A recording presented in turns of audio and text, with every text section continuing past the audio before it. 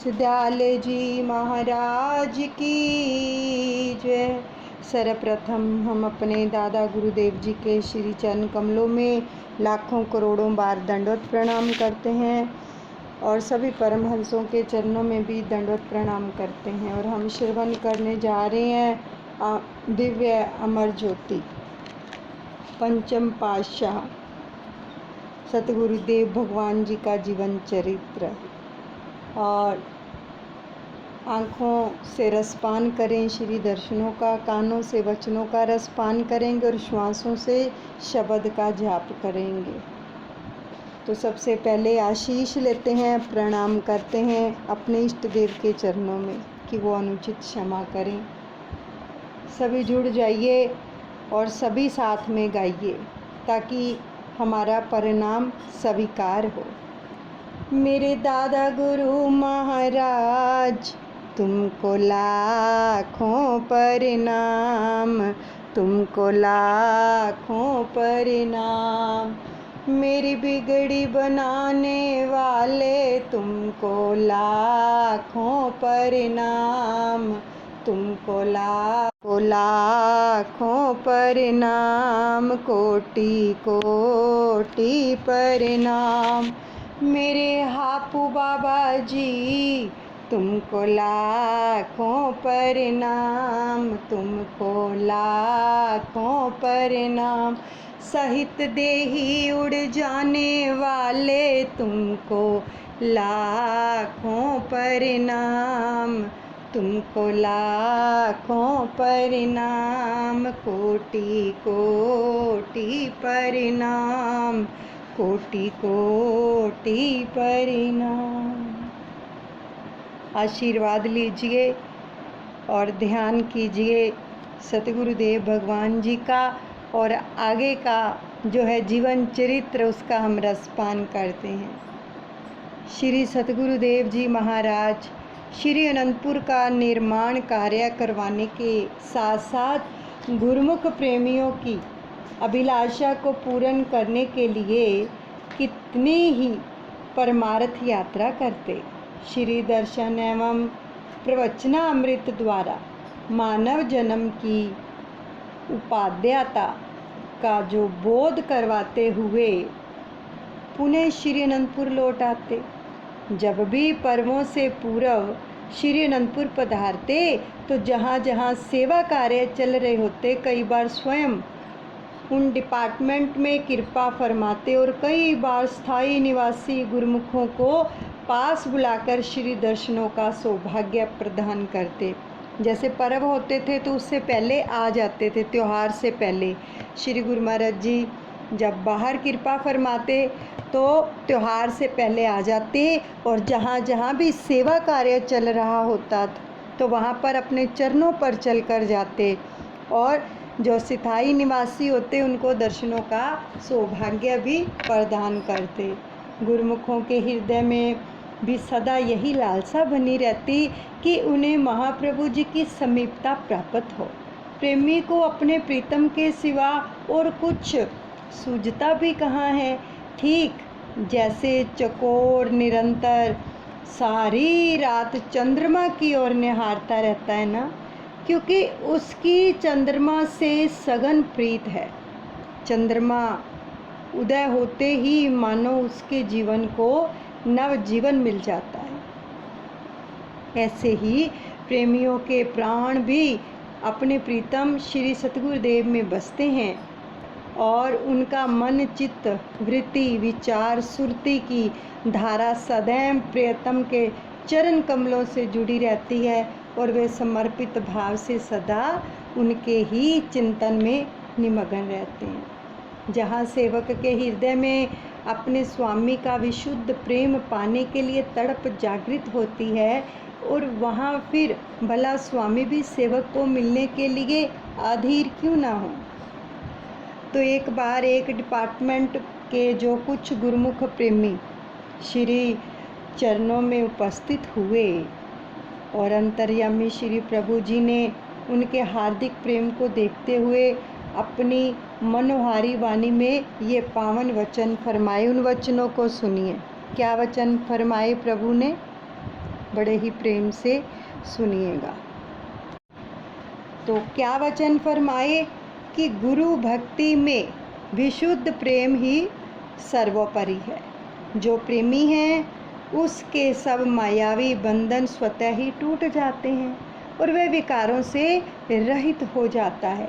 जिसके हृदय में अपने इष्ट देव के प्रति अटूट श्रद्धा और विश्वास है, वही इस अनमोल प्रेम की दिव्य दात को पा सकता है। प्रेमी हर पल अपने प्रीतम की याद में निमग्न रहता है, फिर चाहे उसको प्रीतम की याद में रोना और तड़पना भी पड़ता है। यही वास्तविकता है। परम संत श्री कबीर साहिब जी का जो है कथन है, वो कथन करते हैं, हंस हंस कंत न पाया, जिन पाया तिन रोए, हासी खेले पिय मिले, तो कौन दुहागिन रोए, कौन दुहागिन होए। यानी कि ईश्वर की प्राप्ति के लिए लौकिक रसों के आनंद से जो अनुभूति होती है उसका त्याग करना पड़ता है। यदि कोई कहे कि हर्षोल्लास से सब विषय भोग भोगते हुए प्रभु से वियोग की पीड़ा की अग्नि में जले बिना ही ईश्वर की प्राप्ति हो जाएगी, तो यह संभव नहीं है, असंभव है। अब देखो, ये सत्य बातें हैं, सत्य वचन है जो हमारे श्री सतगुरुदेव भगवान जी के मुखार बिंद के वचन, इनको पकड़ लो। अब आज क्या वचन आ रहे हैं कि हम हंस रहे हैं, खेल रहे हैं, उससे वो नहीं मिलते हैं। आप इतिहास पढ़ो, जिसने भी पाया है बिरहा में पाया है।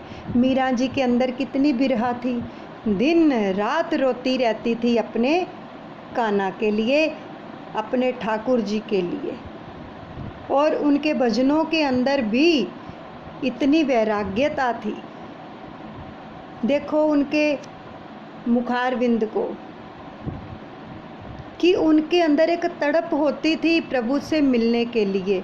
अगर ऐसी तड़प, प्रभु फरमा रहे हैं कि अगर ऐसी तड़प होगी तो ही प्रभु की प्राप्ति हो सकती है।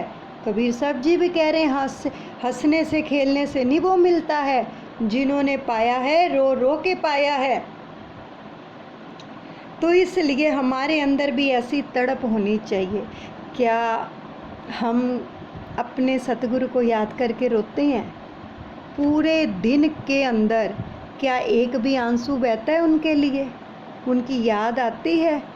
उनके लिए हम तड़पते हैं? क्योंकि जब तक ऐसी बिरहा नहीं होगी तो उससे मिलाप नहीं हो सकता। क्योंकि जिससे प्रेम होता है उसकी याद तो आती ही आती है और आंखों से अश्रुधारा भी बहती है। ऐसे ऐसे प्रेमी देखे हैं कि बैठे बैठे 1 मिनट में ठीक होते हैं, 1 मिनट में रोने लग जाते हैं। पूछो क्या हुआ? उसकी याद आ रही है, उनके मिलने से दिल करता है, अपने सतगुरु को मिलने का दिल करता है, उनकी याद आ रही है। ऐसे ऐसे प्रेमी भी देखे हैं हमने, मिलाए हैं दादा गुरुदेव ने ऐसे प्रेमी। क्या हमारी स्थिति ऐसी है? हम कैसे पाएंगे उनको जब बिरहा ही नहीं है, कभी उनको याद ही नहीं किया, दिन भर में एक आंसू भी नहीं बहाया, तो कैसे मिल जाएंगे? बिरहा पैदा करो, प्रेम पैदा करो अपने अंदर। श्री सतगुरुदेव भगवान जी फरमा रहे हैं कि असंभव है, बिरहा के बिना वो नहीं मिलता है। नरसिंह भगत कितना रोते हैं। और नंदा नाई को जब पता चलता है कि प्रभु मेरा ही रूप धार कर सेन की, राजा सेन की जो मालिश करने के लिए गए, तो उनको पता चला वो कितना रोए। प्रेम करते थे प्रभु से। यानी कि जो भी सच्चे प्रेमी हुए हैं उन्होंने बिरहा से ही पाया है। ढोलक, चिमटे, ये सब नाच गाने से वो नहीं मिलते हैं। जब तक अंदर नहीं बढ़ोगे ना, बिरहा नहीं पैदा करोगे, वो नहीं मिलेगा। क्योंकि पंचम पातशाह सतगुरुदेव भगवान जी के वचन है कि अंदर बढ़ो। अंदर बढ़ने से ही हर चीज़ की प्राप्ति होती है। बाहर लोक लगा है, बाहर ही नाचते गाते रहें, जब तक लोक नहीं खोलेंगे, गेट नहीं खोलेंगे, अंदर नहीं आएंगे, तो कमरे के अंदर जो भी चीज़ें हैं हम उनका आनंद ले सकते हैं? बाहर खड़े खड़े ले सकते हैं? नहीं ले सकते। ऐसे ही सच में पंचम पातशाह सतगुरुदेव भगवान जी ने अपने वचनों में हमेशा ही ये प्रेरित किया है कि अंदर बढ़ो। अंदर जो दर्शन होते हैं ना, जिन जिन प्रेमियों को अंदर दर्शन होते हैं उनसे पूछ के देखो कितना आनंद आता है। तो ये संभव तभी है जब अपने अंदर बिरहा पैदा करेंगे। फिर तो कोई भी दुर्भाग्यशाली मालिक से दूर ना रहता।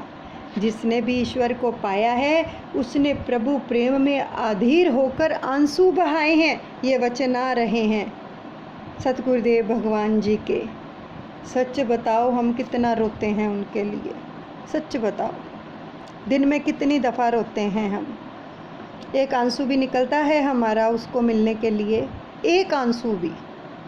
प्रभु फरमा रहे हैं प्रेम में अधीर होकर जिन्होंने आंसू बहाए हैं और संसारिकता का त्याग किया है, तभी वे आत्माएं सुहागिन बन पाई हैं और उन्होंने मालिक की अथाह प्रसन्नता को पाया है। और वो आत्माएं कौन हैं?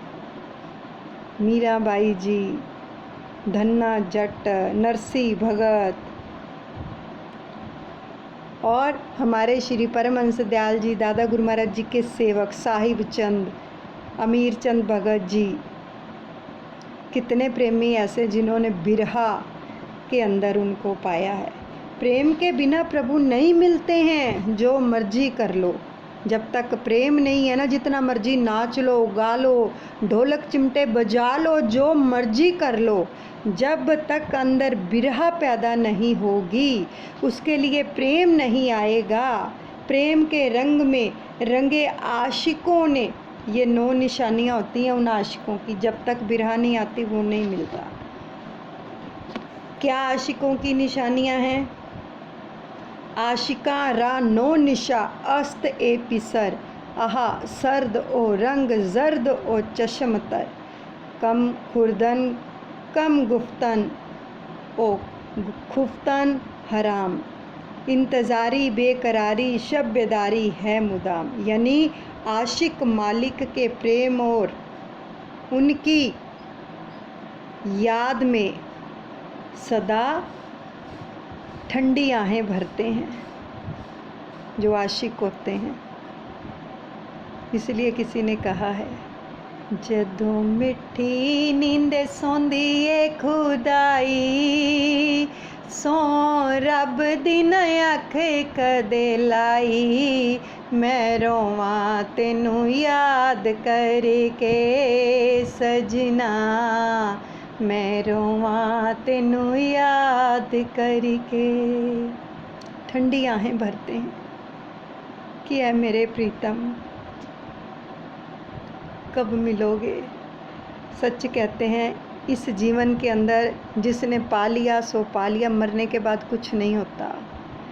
जीते जी मरो, जीते जी उसको पाओ, ऐसी अवस्था बनाओ, बाहर से नहीं अंदर से जुड़ो। उनके चेहरे का रंग पीला पड़ जाता है, आँखों से प्रेमा अश्रु करते हैं। वे कम खाते हैं, मितभाषी होते हैं। मितभाषी का मतलब पता है क्या होता है? कम बोलते हैं, किसी से ज़्यादा बात नहीं करते, क्योंकि वो समझते हैं कि अगर हम किसी से बात करेंगे तो हमारा टाइम ज़ाया चला जाएगा। इसलिए वो मितभाषी होते हैं। बस बातें करेंगे तो अपने प्रभु से। तो वाद विवाद से वो दूर रहते हैं।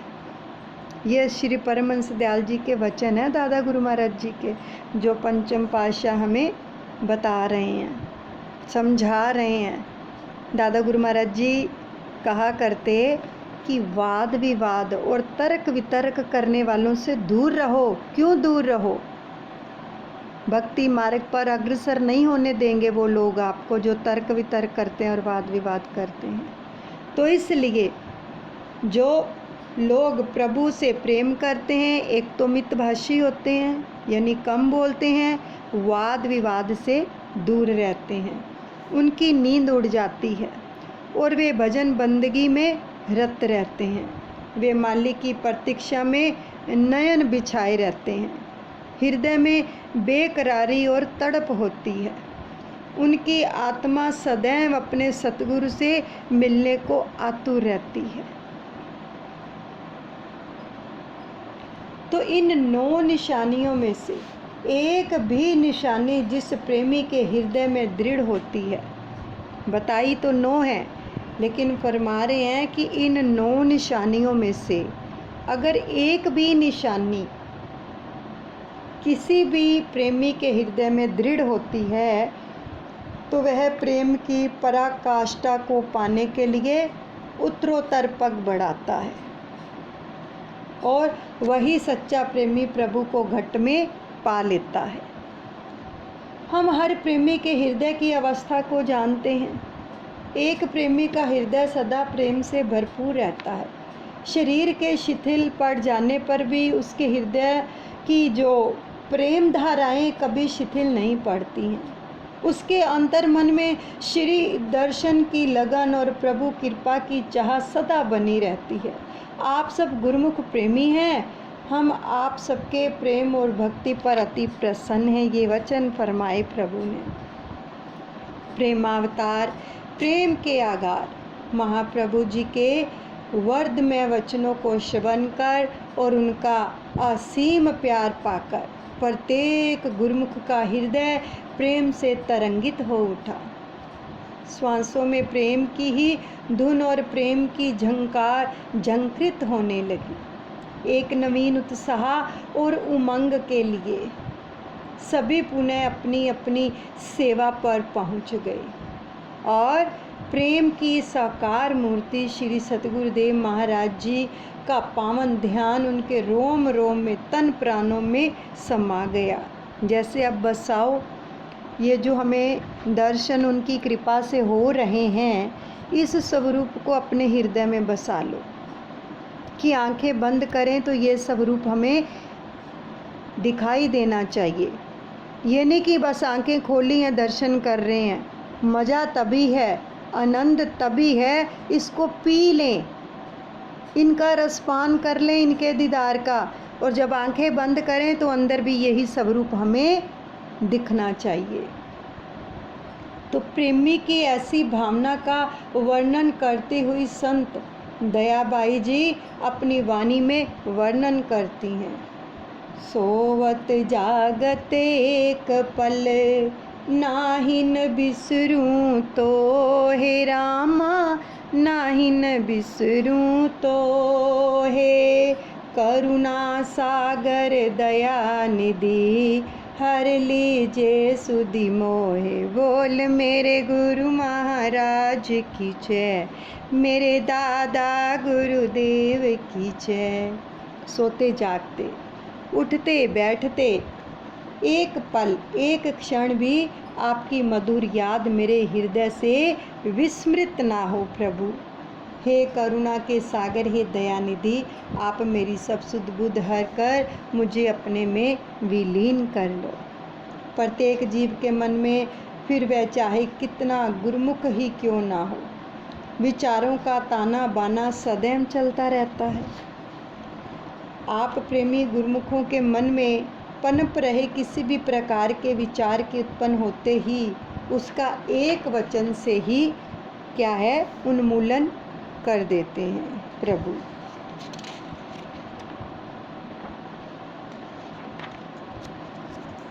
तो एक बार किसी प्रेमी के मन में यह विचार उत्पन्न हुआ कि मैं तो सारा दिन लंगर की सेवा में व्यस्त रहता हूँ, काश मुझे भी लंगर के स्थान पर श्री सतगुरु दाता दयाल जी की निजी सेवा का सौभाग्य प्राप्त हो जाता। कई प्रेमियों के मन में आ जाता है, जो श्री पलंग के पास खड़े रहते हैं, निजी सेवादार जो होते हैं, उनको देख के सबके मन में आता है ना, काश हमें भी ये सेवा मिल जाए। ऐसे ही एक प्रेमी के मन में आ गया। वो लंगर में सेवा करता था, लेकिन उसके मन में आ गया कि काश मुझे निजी सेवा मिल जाए। तो घट घट वासी महाप्रभु तो सबके दिल की जानते हैं। जैसे ही वह प्रेमी श्री चरणों में उपस्थित हुआ तो आप सहज से ही ये वचन फरमाने लगे। जब वो श्री चरणों में आया ना प्रभु के दर्शन करने के लिए, तो सतगुरुदेव भगवान जी ने वचन फरमा दिए क्या, कि जो गुरुमुख श्री दरबार में आज्ञा के अनुसार जहाँ भी सेवा कर रहा है, लगाई तो प्रभु ने है ना, किसी की लंगर में लगी है ना, किसी की कैंटीन में लगी है, किसी की अंदर ऑफिस में लगी है, किसी की उनके श्री चरणों में लगी है, तो अगर वह पूरे प्राणपन से उसे निभा रहा है तो समझो कि वह श्री गुरु महाराज जी की निजी सेवा ही कर रहा है, और उसकी उस सेवा से ही श्री सतगुरुदेव महाराज जी को हार्दिक प्रसन्नता हो रही है। यानी कि प्रभु ने फरमाया कि जो जो भी सेवा सबको श्री दरबार की ओर से मिली हुई है, अगर वो उसी सेवा में हित चित्त से लगा हुआ है तो समझो कि वो सतगुरुदेव महाराज जी की हार्दिक प्रसन्नता उसके ऊपर हो रही है, वो उनकी निजी सेवा ही कर रहा है। यहाँ जो भी गुरुमुख आया है वह अपने इष्ट देव की प्रसन्नता और कृपा पाने के लिए ही आया है, चाहे कोई भी है। हम सभी भी जाते हैं श्री दर्शनों के लिए तो क्या भाव लेके जाते हैं कि हमारे ऊपर सतगुरुदेव भगवान की प्रसन्नता बरसे, उनका आशीर्वाद मिले, उनका प्रेम मिले, भक्ति मिले, उनका दीदार मिले, यही भावना लेके जाते हैं ना। तो जब भक्ति पथ पर अग्रसर हो ही गया है तो अपने आप को भक्ति के रस में पूरे का पूरा डुबो दें और डुबोते ही जाएं, और डुबोता ही जाएं, डुबोता ही जाएं। उसे क्या होगा कि उसे भक्ति का अनमोल रतन तो मिलेगा ही, बल्कि साक्षात भगवान भी मिल जाएंगे। क्योंकि जब गोताखोर पानी में उतरते हैं तो नीचे गोता लगाते ही जाते हैं, लगाते ही जाते हैं, लगाते ही जाते हैं, तो लगाते लगाते उनके पास हीरे जवाहरात आ जाते हैं। ऐसे ही प्रभु फरमा रहे हैं कि भक्ति के अंदर गोता लगाते जाओ, भगवान भी मिल जाएंगे, अनमोल रतन भक्ति के भी मिल जाएंगे। तो श्री वचन श्रवण करते ही उस प्रेमी के हृदय में प्रेम की मस्ती का रंग भर गया और वह श्री चरणों में दंडवत प्रणाम कर अपनी सेवा में जी जान से जुट गया। देखो कितनी आसानी से, कितने सुचारू रूप से प्रभु सबके सवालों का जवाब देते हैं। अब हम भी कभी जाते हैं श्री अनंतपुर या प्रयागधाम या संतनगर, सभी जाते हैं, तो जहाँ जहाँ भी सेवा किसी की लगती है ना, मन में कभी भी ये भाव मत लाएं कि काश मेरी निजी सेवा लग जाए। तो बस सतगुरुदेव भगवान जी के वचनों को याद कर लेना कि ये उनकी कृपा से ही लगी है और इसी सेवा को हमने तन्मय होकर करना है। तो देखो कृपा मिल जाएगी प्रभु की। अब है दिव्य सत्संग भवन। श्री सतगुरुदेव महाराज जी ने प्रत्येक क्षेत्र का पुनः निर्माण कराने के लिए उन स्थानों को प्रमुखता प्रदान की कि जहाँ पर बढ़ती हुई दर्शनार्थी संगतें एवं प्रेमी गुरुमुखों को कोई असुविधा ना हो। दिव्य सत्संग भवन जो कि श्री दर्शन और सत्संग के लिए अत्यावश्यक था, उसे बढ़ाने के लिए भक्तानियों की ओर से कुछ जमीन साथ मिलाई और दूसरी ओर भक्तों की तरफ भी खाली जमीन को बीच में मिलाया। पीछे की ओर मोती बाग को भी कम करते हुए सत्संग भवन को बढ़ाने की श्री आज्ञा प्रदान की। जब निर्माण कार्य आरंभ होता तो सभी प्रबंधक जन अचंभित रह जाते कि यह वह कार्य सरल ना होने पर भी महाप्रभु जी की कृपा से सुंदर रूपरेखा में बनकर तैयार हो जाता। तो इसे देखते ही ऐसा लगता कि मानो यह कार्य पहले से ही इस स्थान के लिए नियुक्त था। सभी गुरुमुख प्रेमी हर्षो उल्लास से वहाँ पर सेवा में सहयोग देते और श्री सतगुरुदेव भगवान जी भोग प्रसाद खिलाते सबको। ऐसा आभास होता कि मानो परिवार का मुखिया सभी सदस्यों के बीच में बैठकर प्रसन्नता प्रदान कर रहा है। यानी सतगुरुदेव भगवान जी सबके बीच में बैठते और सबको भोग प्रसाद अपने सामने खिलाते। तो आप सेवा की प्रमुखता में श्री वचन फरमाते कि ऐसे सुअवसर को पाकर सेवक जन आत्मिक आनंद की निधि से मालामाल हो जाते हैं और ऐसे स्वर्ण अवसर पाने के लिए आभारी बनकर विनय सुनाते।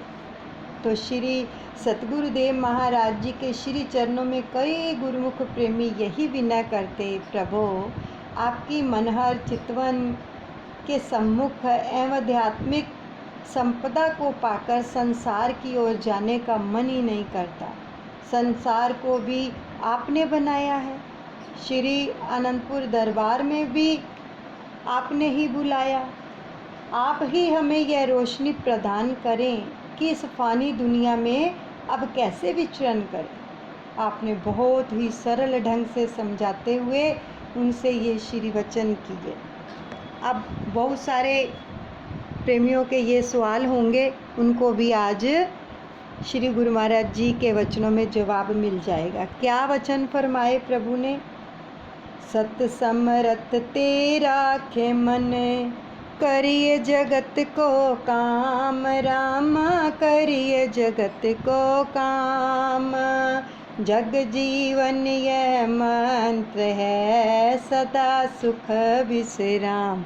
बोल मेरे गुरु महाराज की जय, मेरे दादा गुरुदेव की जय। धन्य है संत महापुरुष, जीवन के विकट माया जाल के विहड़ मार्ग को पार करने के लिए छोटी सी युक्ति बतलाकर समाधान कर दिया। इस दिव्य सत्संग भवन के पीछे की ओर मोती बाग भवन सत्संग भवन का निर्माण भी साथ ही साथ चलता रहा। इन दोनों के बन जाने पर आपने इनका शुभ मुहूर्त किया। वैशाखी के शुभ पर्व पर बढ़ती हुई प्रेमी गुरुमुखों और दर्शनार्थी जिज्ञासुओं की भीड़ को देखकर महाप्रभु जी ने मंद मंद मुस्कुराते हुए प्रबंधकों को फरमाया कि श्री परमहंस दयाल जी की रचना यानी दादा गुरुदेव जी की रचना का जितना भी विस्तार होता जा रहा है, उतना ही अधिक उनकी महिमा कई गुना विस्तृत होने से सब स्थान कम दिखाई देने लगे हैं। अब उमड़ता हुआ प्रेमी गुरुमुखों का जन समूह जीवन में वास्तविक सुख को पाकर उल्लास से परिपूर्ण हो रहा था। सर्व संगत को संबोधित करते हुए श्री सतगुरुदेव महाराज जी ने वचन फरमाए कि गुरुवाणी में वर्णन आया है, तजहूँ सियानप सुरजनु सिमर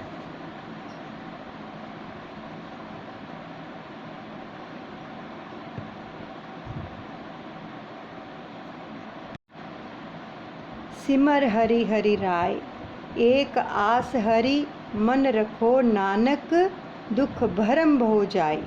यानी सतपुरुष फरमाते हैं कि अपनी चतुराई एवं अक्लमंदी को छोड़कर एक मालिक की भक्ति एकत्रित करो, उससे नेह लगाओ, फिर तुम्हें दुख नहीं रहेगा, भरम और भय नहीं रहेगा और तुम हर तरह से सुरक्षित हो जाओगे। यह सहज और आसान फार्मूला है, मगर हर एक इंसान इसे अपनाता नहीं। क्यों? उसे विश्वास नहीं आता। विश्वास कब होगा? जब इंसान नित्य प्रति सत्संग में आएगा, संतों के वचनों पर अमल करेगा। इस तरह उसका निश्चय दृढ़ होता जाएगा। उसे मौत से बचाने वाली मालिक की भक्ति जिंदगी बख्श देगी। यही तो यह चाहता है कि मुझे ज़िंदगी मिले, कभी मौत के मुंह में ना जाऊं। महापुरुष फरमाते हैं कि तुझे मौत आएगी ही नहीं। क्यों? यह शरीर तो खाक की ढेरी है और खाक हो जाएगा। इसका होना या ना होना बड़ी बात नहीं है, मगर जो तुम्हारी आत्मा है वह जन्म मरण के चक्कर से मुक्त हो जाएगी। काल कर्म की गम नहीं, नहीं पहुँचे ब्रह्मबान रामा, नहीं पहुँचे ब्रह्मबान। दूलन चरण शरण रहूं, क्षेम कुशल स्थान। बोल मेरे गुरु महाराज की जय, मेरे दादा गुरुदेव की जय। संत कहते हैं कि काल और कर्म का वहाँ कोई जोर नहीं चलता, भरम दुख अंदेशे का इंसान पर कोई दाव नहीं चलता। जीव हर तरह से सुरक्षित हो जाता है। इंसान जब इष्ट देव के चरणों में मालिक की भक्ति और नाम को अपना लेता है और हृदय में अपनी चीज़ को बसा लेता है, तो समझो उसके दुख दर्द सब समाप्त हो जाते हैं। यह भक्ति का मार्ग और रूहानी पढ़ाई हरेक के दिल में घर नहीं करती। जिसने पिछले पुण्य संस्कार होते हैं जिसके, उसी का इस रूहानी भक्ति में मन लगता है, वरना योग ज्ञान ध्यान व जप तप से जिंदगी नहीं संवरती है।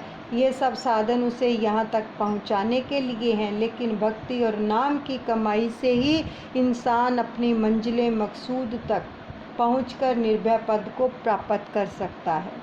महाप्रभु जी के श्री वचनों में निहित सार तत्व को जानकर सबकी आत्मा प्रफुल्लित हो उठी और प्रेमी जनों के हृदय श्री प्रभु जी का आभार प्रकट करते हुए जय जयकार करने लगे।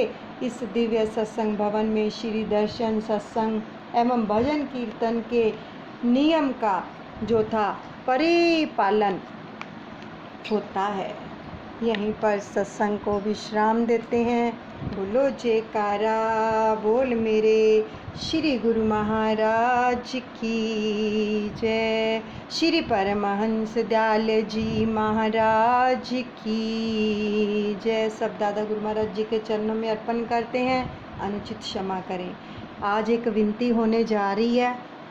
अब आपने क्या करना है, सामने दर्शन हो रहे हैं ना, आधा घंटा सबने इन दर्शनों का रसपान किया है और जैसे जैसे अब ये विनती होगी वैसे वैसे जहाँ परिवार का नाम आएगा उन सब सारे परिवार को आपने विजुलाइज करना है। अब आंखें बंद करके ऐसा ध्यान लगाएं कि जो दर्शन हमने बाहर किए हैं वो दर्शन हमें अंदर करने हैं। ये होता है मूर्ति का ध्यान जमाना। आधा घंटा लगातार बिना पलक झपके हमने दर्शनों का रसपान किया। अब इन्हीं दर्शनों को हमें अंदर निहारना है। आंखें बंद करके हाथ जोड़ लीजिए। बड़ी प्यारी विनती है, परिवार के साथ सबको विजुलाइज कीजिए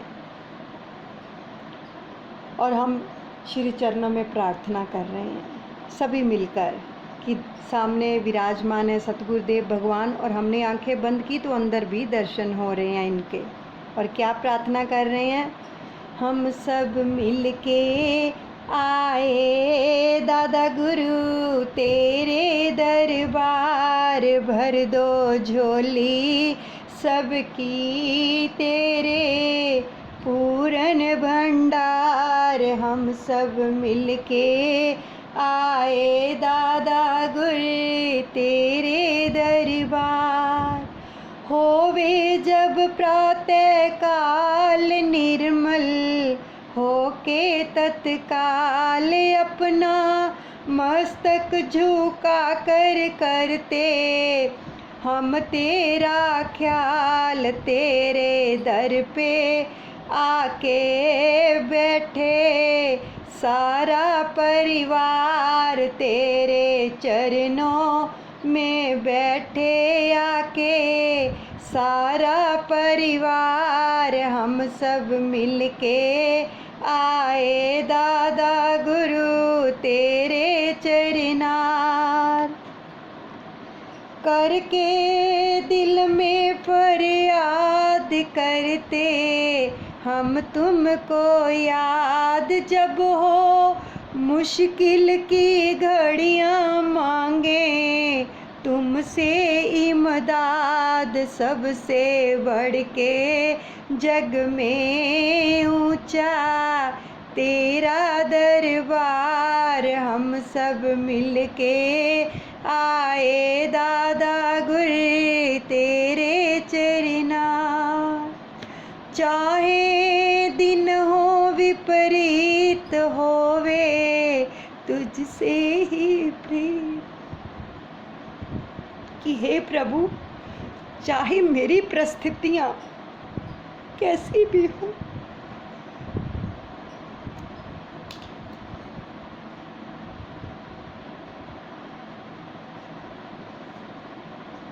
लेकिन मेरे दिल की जो प्रीत है वो तुझ संग ही जुड़ी रहे। जैसे मर्जी दिन विपरीत आए, लेकिन ये प्रीत तुझ संग ही जुड़ी रहे। चाहे दिन हो विपरीत होवे तुझसे ही प्रीत सच्ची। श्रद्धा से गाए तेरी भक्ति के गीत। होवे सबका प्रभु जी तेरे चरणों से प्यार। हम सब मिलके आए दादा गुर तेरे चरनार। भर दो झोली सबकी तेरे पूरन भंडार। तू है सब जग का वाली करता, सबकी रखवाली। जग में रंग रंग के पौधे तुम हो, सबके ही माली। दास बगीचा ओ दास बगीचा ये तेरा प्रभु सारा संसार। हम सब मिलके आए दादा गुर तेरे चरनार। भर दो झोली दाता जी तेरे पूरन भंडार। भर दो झोली सतगुरु जी तेरे पूरन भंडार। हम सब मिलके आए दाता तेरे चरनार। बोलो जयकारा बोल मेरे श्री गुरु महाराज की जय। श्री परमहंस दयाल जी महाराज की जय।